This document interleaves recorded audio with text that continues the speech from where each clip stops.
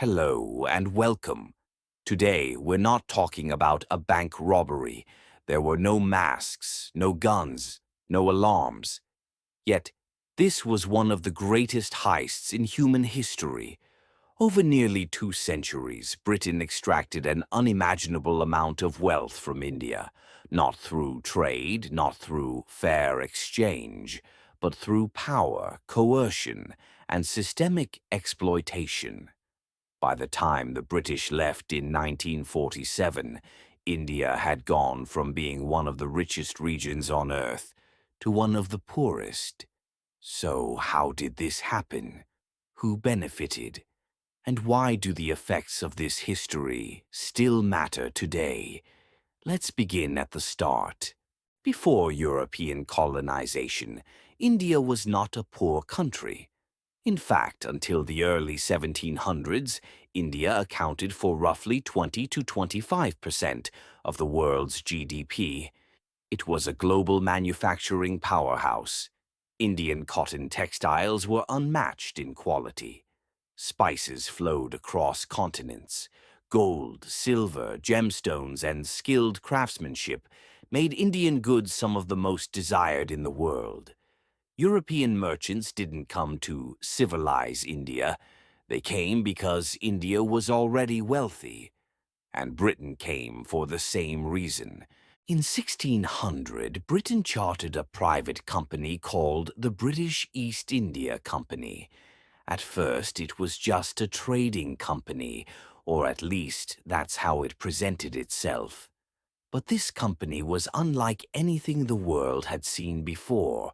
It had its own private army, warships, courts, tax system. Over time, trade turned into control. Through alliances, bribery, and force, the East India Company began influencing local rulers. Then came a turning point. In 1757, the Battle of Plassey changed everything.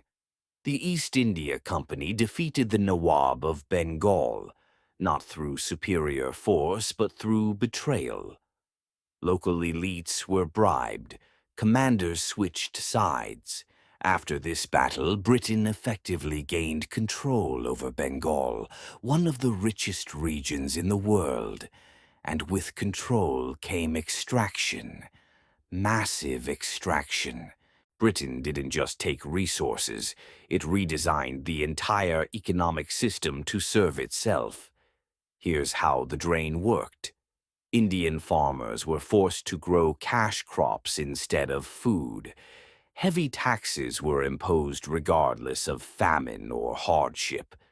Indian textiles were destroyed to protect British factories. Raw materials flowed out, finished goods flowed back in India, exported wealth. Britain exported poverty back. Between the 18th and 20th centuries, historians estimate that trillions of dollars, in today's value, were transferred from India to Britain. This money funded British industrialization, railways in Britain, palaces, universities, and banks. Britain's rise as a global superpower, India paid the price. This wasn't just economic theory. It was human suffering.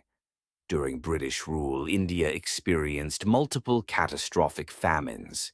Millions died, not because food didn't exist, but because food was exported while people starved. One British official famously remarked that famine was the natural way of reducing surplus population. That sentence tells you everything. In 1857, India erupted. Soldiers, peasants, and rulers rose up against British control in what became known as the Indian Rebellion of 1857. It shook the empire. The revolt was brutally suppressed, but it forced a major change. The British government dissolved the East India Company and took direct control of India. The exploitation didn't stop. It simply became more formal. By the early 20th century, the moral cost of empire was becoming impossible to hide. Indian leaders like Gandhi, Nehru, and Bose challenged British authority. World War II weakened Britain economically and politically. And in 1947, after nearly 200 years of control, Britain finally left. But it didn't leave behind prosperity. It left behind a fractured economy, deep poverty, artificial borders, and long-lasting trauma. Today, Britain's wealth and India's struggles cannot be separated from this history. This is why debates about colonial reparations, historical responsibility, and global inequality still matter. Because this wasn't ancient history, it shaped the modern world. Understanding this story isn't about guilt, it's about truth. And only by understanding the truth can we understand the world we live in today. If you found this video valuable, please like and subscribe. Your thoughts matter. Share them in the comments below. And in our next video, we'll dive into another forgotten chapter of history that still shapes our present. Thanks for watching. See you next time.